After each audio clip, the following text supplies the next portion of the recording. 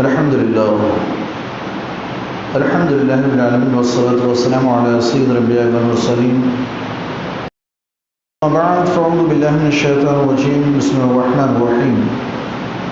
وأقيموا الصلاة وآتوا الزكاة واركعوا مع الراكعين. صدق الله العلي العظيم وبلغنا رسوله النبي الكريم ونحن على ذلك لمن الشاهدين والشاكرين والحمد لله رب العالمين.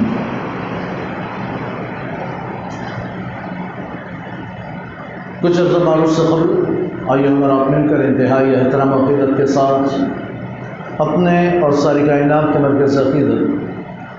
گنبد خضرا میں آرام فرمانے والے آقا ارواحنا فداء جناب محمد رسول اللہ صلی اللہ علیہ وسلم کے بارگاہ بے گستراں جھوم جھوم کر درود پاک کا ہدیہ چھوڑ موصول پڑھے محمد صلی اللہ علیہ وسلم محمد الفضل والکرم والہ الکرام مبارک وسلم صلاۃ و سلام علیک یا رسول اللہ صلی اللہ علیہ وسلم. اللہ تبارک و تعالیٰ کا لاکھ لاکھ احسان، اس کا شکر کہ اس نے ہمیں ماہ رمضان عطا کیا. کئی روزے گزر چکے، کئی تراویح ہو چکی،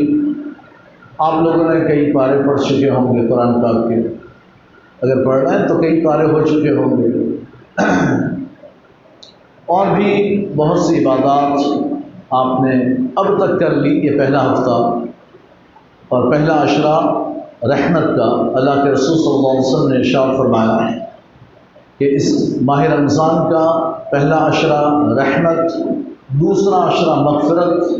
اور تیسرا عشرہ آخری 10 دن یہ جہنم سے آزادی، عتق من النار، جہنم سے آزادی کی. یہ ماہ مبارک میں ہم جہاں روزے رکھتے ہیں، ہماری یہ عادت ہے. صحابہ کا طریقہ تو میں نے اس سے پہلے آپ لوگوں کو بتایا کہ صحابہ اکرام ماہ رمضان کے آنے سے پہلے ماہ شعبان کا چاند ہوتا تو آپس میں ایک دوسرے سے کہتے، آپس میں ایک دوسرے میں بات کرتے، شعبان شروع ہو گیا، حساب کتاب کر لو، زکوٰۃ نکال لو، زکوٰۃ نکال لو، حساب کتاب شروع کر دو، ہاں جو بھی زکوٰۃ کا معاملہ ہے نپٹا لیا جائے، اس لیے کہ ماہ شعبان شروع ہو چکا. ماہ رمضان آئے، شروع ہو، زکوٰۃ کا ٹینشن ہونا نہیں چاہیے، کتنی نکالنی ہے، کس کو دینی ہے، کہاں دینی ہے، یہ ٹینشن نہیں. حالانکہ اللہ کے رسول صلی اللہ علیہ وسلم کے زمانے میں زکوٰۃ کے سارے اموال غریب ڈھونڈے جانا نہیں پڑتا تھا، فقیر کو تلاش کرنے جانے کی ضرورت نہیں. صحابہ کو ٹینشن نہیں تھا کہ کس کو دینی ہے، کس کو نہیں دینی، کوئی صاحب نصاب ہے نہیں ہے، یہ ٹینشن نہیں تھا. سارے صحابہ جو بھی صاحب نصاب ہوتے زکوٰۃ کا مال جمع کر کے اللہ کے رسول کی بارگاہ میں جمع کر دیتے. یا رسول اللہ یہ میری زکوٰۃ کا مال، یا رسول اللہ یہ میری زکوٰۃ کا مال. اور جو ارد گرد کے رہنے والے تھے، دور دراز مقام پر، دیہاتوں میں، دیگر شہروں میں رہنے والے، وہاں اللہ کے رسول صلی اللہ علیہ وسلم بذات خود صحابہ اکرام کو روانہ فرماتے. کسی کو بھیج دیا، بھائی تم چلے جاؤ فلاں گاؤں میں، تم چلے جاؤ فلاں شہر میں، وہاں جا کر وہاں کے لوگوں کی زکوٰۃ وصول کر کے لے آؤ. تو وہ جاتے اور جا کر وہاں ہر ایک کے گھر جا کر، ہاں بھائی چلو بتاؤ کتنا مال ہے تمہارے پاس، حساب دو کتنا مال ہے. اب وہ بتاتا اتنے اونٹ ہیں، اتنی بکریاں ہیں، اتنا روپیہ ہے، اتنے سکے، اتنے درہم دینار، یہ وہ سارا حساب کر دیا. آپ پر اتنی زکوٰۃ واجب ہوتی ہے، لاؤ، اتنی زکوٰۃ واجب ہوتی ہے، لاؤ. آج اگر چلے جائیں نا، ویسے یہ نظام ہی ختم ہو گیا، لیکن اگر ہم چلے جائیں، بھائی آپ کو اتنا چندہ دینا ہے، مثال کے طور پر حافظوں کا بھی چندہ شروع ہوگا کہ بھائی حافظوں کے لیے متعین کیا جائے گا کہ اتنا چندہ دینا ہے، 350 400 جو بھی متعین کیا جائے گا، تو وہ اتنا دینا ہے، بھائی 350 روپیہ دینا ہے یا 400 روپیہ دینا ہے. تو اب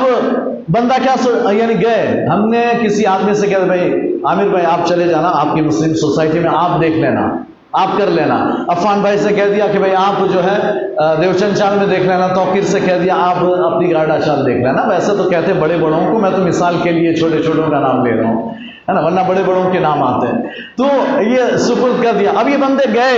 کہ بھائی ہاں وہ حافظوں کا چندہ یا امام کا، یعنی امام اور حافظوں کا چندہ، تو ایک کام کریں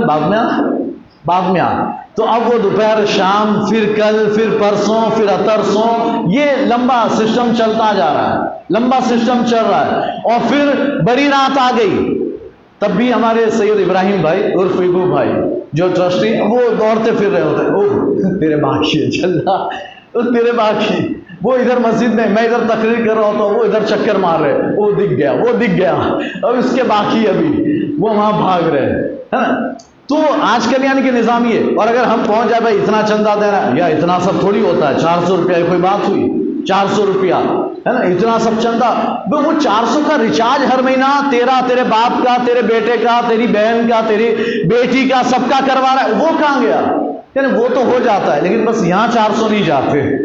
وہ سارے ریچارج ہو جائیں گے، لیکن یہاں 400 کہتے یہ بھاری کام ہے۔ یہ حافظوں کا، وہ کیا حافظ کرتا کیا ہے؟ قرآن کی تراویح پڑھاتا ہے۔ امام کا تو ایک بندہ کہہ دیا، امام کو تو دینا ہی کیوں؟ اس لیے کہ وہ تو یہاں جھک مار رہا ہے، گھاس کاٹ رہا ہے یہاں کھڑا ہو کر،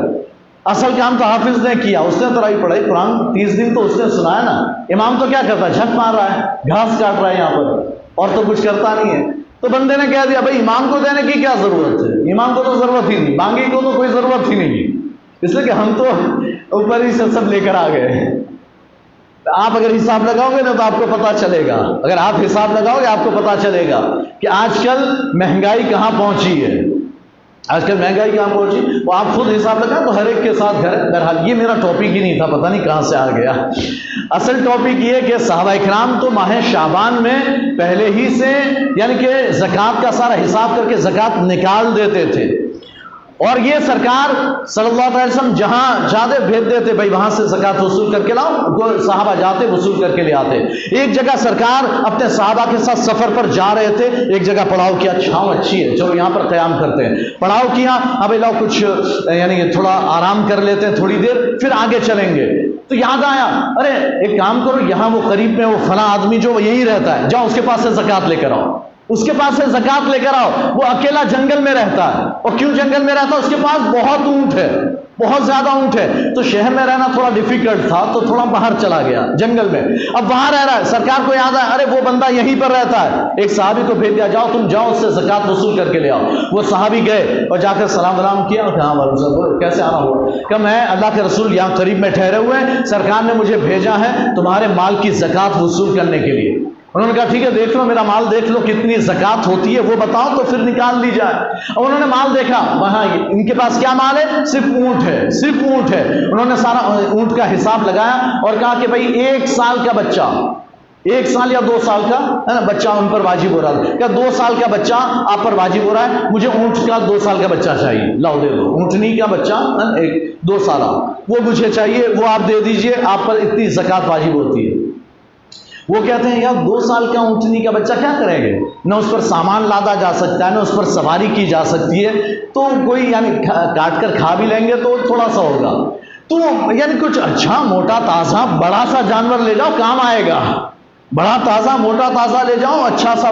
زیادہ عمر والا 4-5 سال کا لے جاؤ، قیمتی بھی ہوگا، چھوٹا بچہ تو اس کی اتنی قیمت بھی نہیں، تو تھوڑا اچھا لے جاؤ، پہلی بار زکوٰۃ لینے آئے اور پھر صرف 2 سال کا بچہ لے جاؤ گے؟ کہ نہیں، سرکار کا حکم، یہ جو شریعت کا قانون ہے، اس قانون کے حساب سے 2 سال کا ہی بچہ چاہیے، 2 سال کا بچہ واجب ہو رہا ہے، میں تو وہی لوں گا، کہ لیکن میں تو زیادہ ہی دوں گا، کہ لیکن میں تو 2 ہی سال کا لوں گا، کہ میں تو زیادہ ہی دوں گا، کم تو میں دوں گا نہیں۔ تو انہوں نے کہا دیکھا ایک بات کرو، لڑائی جھگڑے سے کوئی فائدہ نہیں ہے، سرکار قریب میں ٹھہرے ہوئے، تم بچہ بھی لے لو، بڑا اونٹ بھی لے لو، دونوں لے لو، اونٹنی بھی لے لو اور اس کا بچہ بھی لے لو، دونوں لے کر سرکار کی بارگاہ میں حاضر ہو جاؤ، سرکار جو قبول کر لیں وہ ٹھیک ہے، میں نہیں کر سکتا، میں تو 2 ہی سال کا بچہ لے سکتا ہوں، اس لیے کہ یہ شریعت کا قانون ہے۔ انہوں نے کہا ٹھیک ہے، وہ لے کر چل دیے، سرکار کی بارگاہ میں حاضر ہوئے، اللہ کے رسول صلی اللہ علیہ وسلم سے عرض کیا، رسول اللہ یہ ان پر 2 سال کا بچہ واجب ہوا ہے زکوٰۃ میں، لیکن یہ چاہتے ہیں کہ زیادہ عمر کا بڑا اونٹ دیں تاکہ زیادہ کام آئے، اس کی زیادہ قیمت ہو۔ یا رسول اللہ ہمارے لیے تو اجازت نہیں، آپ کے پاس میں لے آیا۔ سرکار فرماتے ہیں جب وہ خوشی سے دے رہا تو لے لو، جب وہ خوشی سے دے رہا ہے تو لے لو، قبول کر لو۔ تو یہ اللہ کے اچھا پھر اللہ کے رسول صلی اللہ علیہ وسلم نے اپنے صحابہ کو جو زکوٰۃ کے عاملین تھے، جو زکوٰۃ وصول کرنے جاتے تھے، ان کے لیے سرکار صلی اللہ علیہ وسلم نے یہ قانون بنایا ہوا تھا۔ سرکار نے فرمایا نہ ان کا بالکل گھٹیا مال، یعنی زکوٰۃ دینے والا بالکل گھٹیا نہ دے، اور زکوٰۃ لینے والا بالکل اعلیٰ عمدہ قسم کا مال نہ لے، بلکہ درمیان کا لے، نہ بالکل گھٹیا ہو نہ بالکل اعلیٰ ہو، بیسٹ ہو، نہیں درمیان کا ہو ایسا مال۔ تو یہ تو یوں سمجھ لے کہ کھیتوں میں، کھجوروں میں، جانوروں میں، ان سب میں ہو گیا. اب رہ گیا نوٹ پانی. تو یہاں تو کیا بہتر، یعنی افضل کیا، مڈل کیا اور ادنا کیا، سب برابر ہے، سب برابر. تو اب اگر ہم زکوٰۃ ماہ رمضان میں نکالتے ہیں، صحابہ پہلے نکالتے تھے، ہماری یعنی کہ ایک ہمارا ذہن بن گیا ہے کہ ہم یہ سوچتے ہیں، ایک ہماری سائیکولوجی، ہم یہ سوچتے ہیں کہ ماہ رمضان میں نکالیں گے تو ثواب زیادہ. یہاں ایک نفل کا، ایک فرض کے یعنی 70 نفل کے برابر ثواب ملتا ہے، ایک فرض کا 70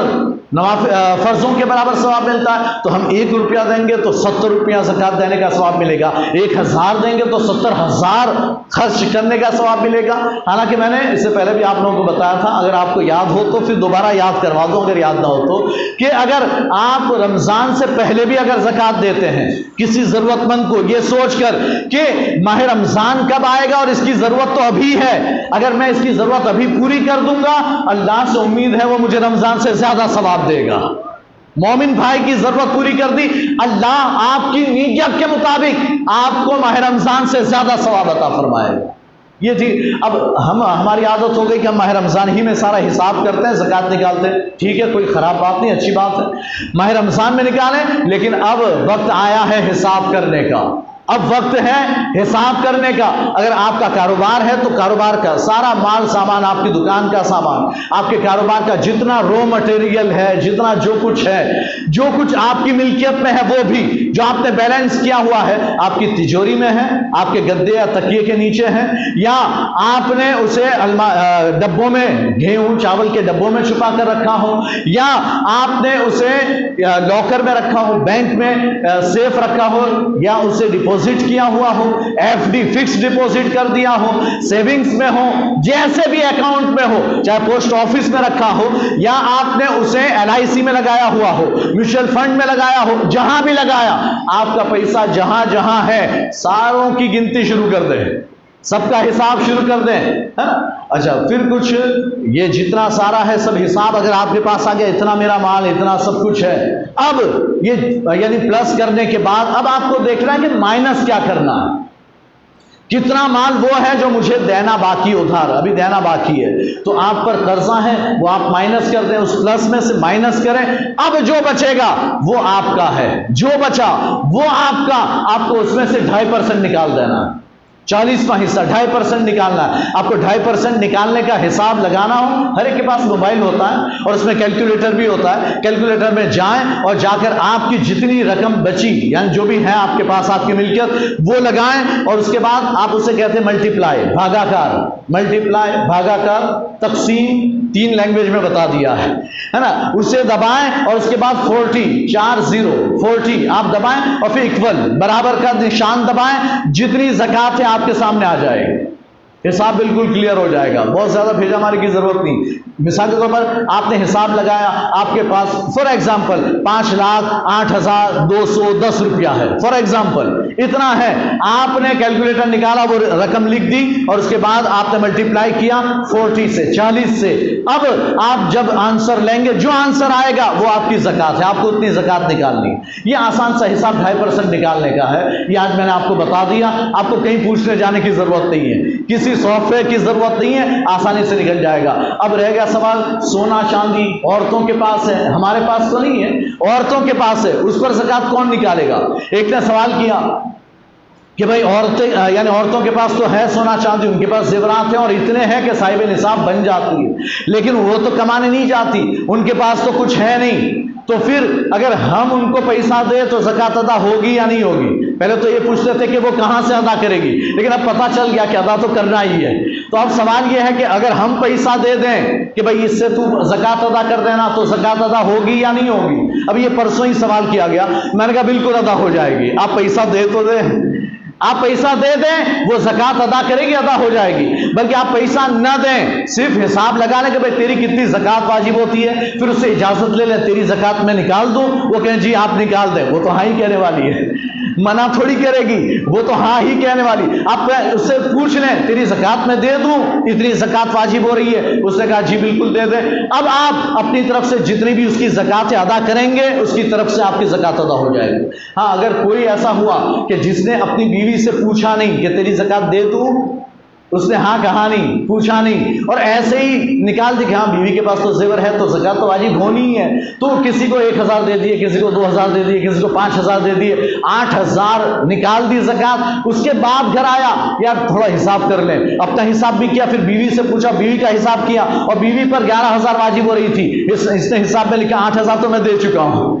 8000 تو دے چکا، ابھی ادا نہیں ہوئی، ابھی بیوی نے تجھے اجازت نہیں دی تھی۔ بیوی سے پوچھ کر کہ تیری دے دوں، ہو سکتا ہے نا بیوی خوددار ہو، وہ کہے نہیں نہیں تم کیوں دو گے، میں اپنا زیور بیچ کے دوں گی، بیوی کہہ سکتی ہے اگر خوددار ہو تو۔ اکثر بیویاں، اکثر نہیں 100% بیویاں یہی کہتی میں کہاں سے دوں، تم دو، اکثر یہی کہتی، لیکن ہمیں احتیاطاً اجازت لے لینے کی ضرورت ہے، ہم لے لیں، ان سے پوچھ لیں، جواب تو ہاں ہی میں آنا ہے، کوئی نہیں کہے گا کہ نہیں نہیں میں اپنا زیور بیچ کے دوں گی۔ اگر آپ کہو گے بھی نا، آپ اگر بائی چانس کہہ دو کہ بھائی تمہارا زیور بیچو، میرے پاس اتنا پیسہ نہیں ہے ابھی، تم اپنا زیور کوئی ایک آدھ زیور بیچ دو اور زکوٰۃ ادا کرو، وہ کہے گی یار یہ اپنے ہی لیے تو اپنے نے جمع کیا ہے، جب مصیبت پریشانی کا وقت آئے گا تو کام آئے گا، وہ آپ کو پٹیاں پڑھائے گی، یہ مصیبت کے وقت کام آئے گا، تو ابھی اس کو بیچتے نہیں، ابھی کسی طرح مینیج کر لو، اس سے زیور چھوٹنے والے نہیں ہیں۔ حالانکہ اگر عورت زیور بیچ کر زکوٰۃ ادا کرے تو ایک ٹائم وہ آئے گا کہ اس کے زیور پر زکوٰۃ واجب ہی نہیں ہوگی، اس کے زکوٰۃ یعنی زیور پر زکوٰۃ ہی واجب نہ ہو، لیکن کب، جبکہ وہ بیچے، لیکن یہ تو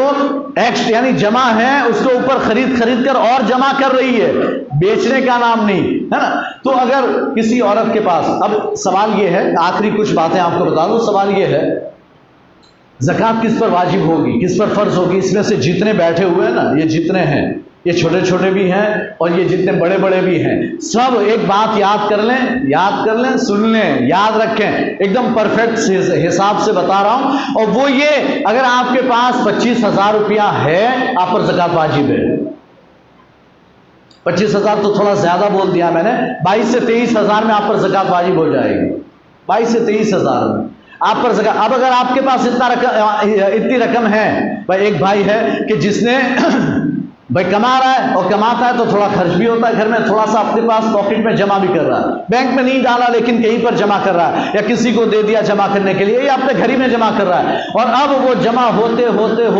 وہ رقم 25 تک پہنچ چکی ہے، سمجھ جاؤ صاحب نصاب ہو گیا، زکوٰۃ لے نہیں سکتا، زکوٰۃ دینی پڑے گی، اس سال سے زکوٰۃ دینی پڑے گی، یہ حساب۔ اب سوچ لیں، آپ جیت رہے ہیں، میں کسی کے ہاتھ نہیں اٹھواؤں گا کہ بتاؤ کس کے پاس کتنے روپیے ہیں، آپ خود ہی سوچ لیں آپ کے پاس کتنا روپیہ ہے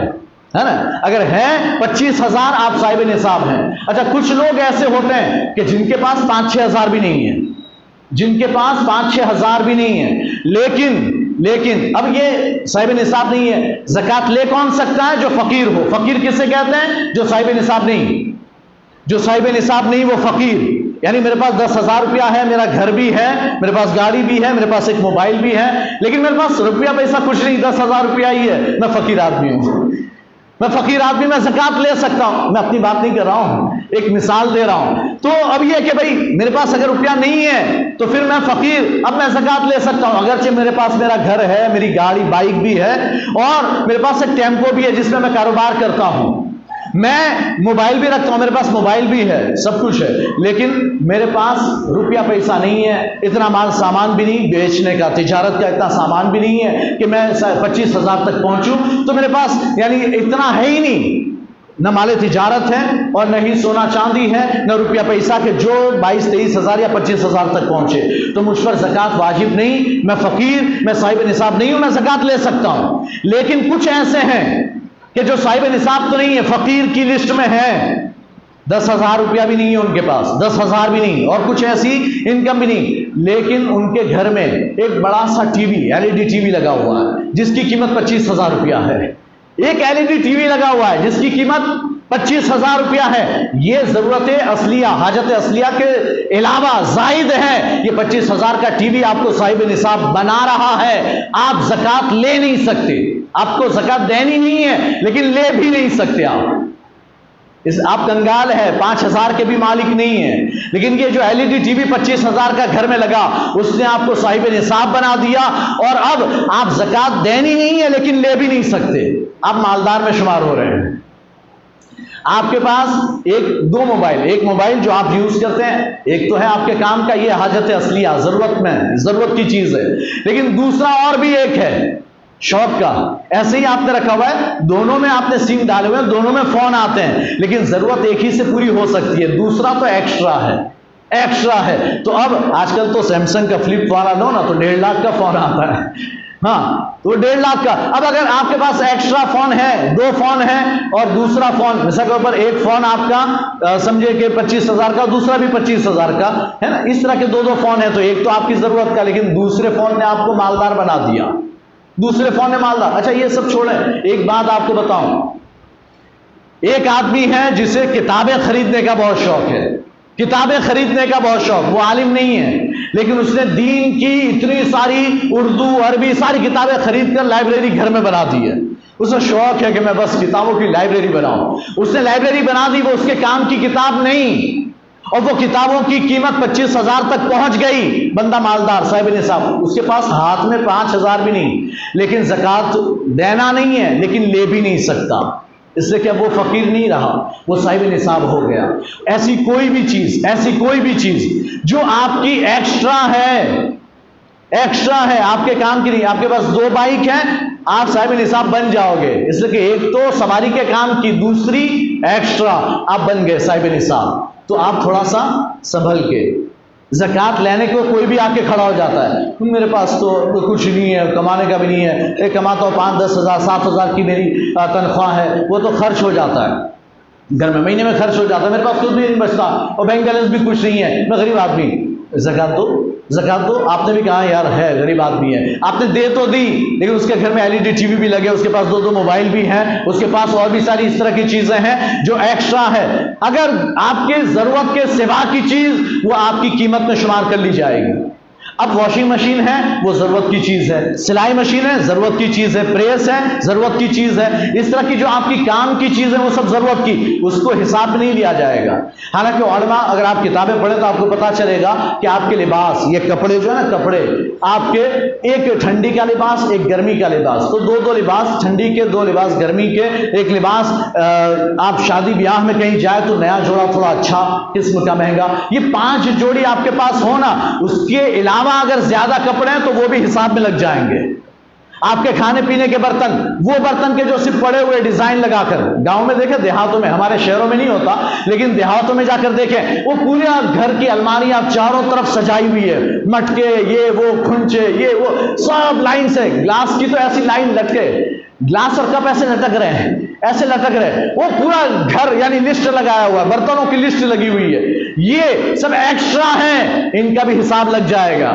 ان کا حساب لگے گا، اور اگر یہ بھی قیمت پہنچ جاتے 25,000، بندہ صاحب نصاب ہو جائے گا۔ زکوٰۃ دینی نہیں ہے لیکن زکوٰۃ لے بھی نہیں سکتا۔ یہ ساری ایسی چیزیں جن پر زکوٰۃ واجب نہیں ہوتی۔ زکوٰۃ صرف 3 ٹائپ کے مال پر واجب ہوتی ہے، 3 ٹائپ کے مال، ایک روپیہ پیسہ سونا چاندی، یہ ایک روپیہ پیسہ سونا چاندی، سونا چاندی اصل ہے، اس کا نقلی روپیہ پیسہ ہے، یہ 1 نمبر۔ دوسرے نمبر پر جانور، اگر آپ کے پاس اونٹ، بکریاں، گائے، بیل، بھینس، یہ سارے جانور ہیں زیادہ تعداد میں، 5 یا اس سے زیادہ، تو آپ پر زکوٰۃ واجب ہوگی۔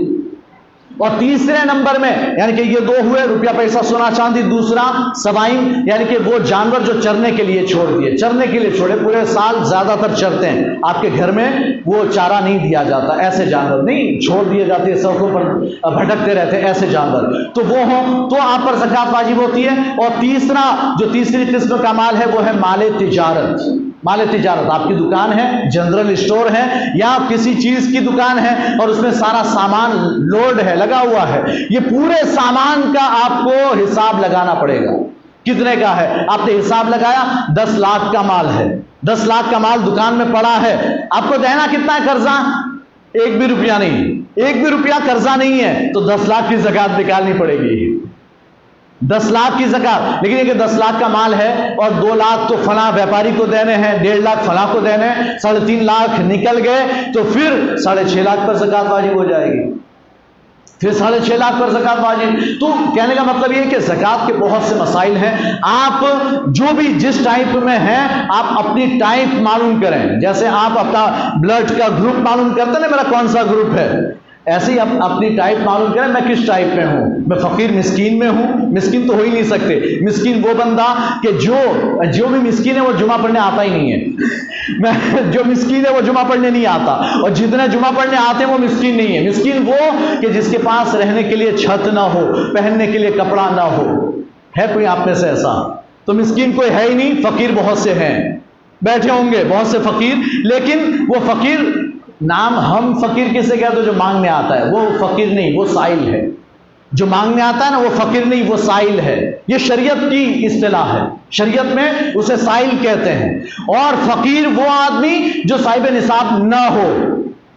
ایٹھی کیٹھی میں رہتا ہے، اچھا کپڑا پہنتا ہے، بائک لے کر نکلتا ہے، گھڑی بھی مست پہنی ہوئی ہے، موبائل بھی جیب پہ لگا ہوا ہے، گھر بھی ہے، اس کا اپنا گھر ہے، کرائے ورائے کا نہیں، خود کا گھر ہے، لیکن پھر بھی فقیر ہے، لیکن پھر بھی فقیر ہے۔ کیوں؟ وہ اس کی ایک وجہ، میں نے ابھی بہت سی باتیں بیان کی تو آپ سمجھ گئے ہوں گے کہ فقیر کسے کہتے ہیں۔ تو یہ شریعت کی اصطلاح میں جسے فقیر کہتے ہیں، وہ فقیر کہ جو صاحب نصاب نہ ہو، جو صاحب نصاب نہ ہو۔ تو بہرحال اب اللہ تبارک و تعالیٰ ہمیں آپ حساب لگا لیں، اللہ ہمیں جلد از جلد اپنے سارے مال کا حساب لگا کر پوری زکوٰۃ ادا کرنے کی توفیق عطا فرمائے، اور ہمیں ماہ رمضان میں خوب سے خوب عبادت کرنے کی توفیق عطا فرمائے، ماہ رمضان کی خوب رحمتیں برکتیں حاصل کرنے کی توفیق عطا فرمائے۔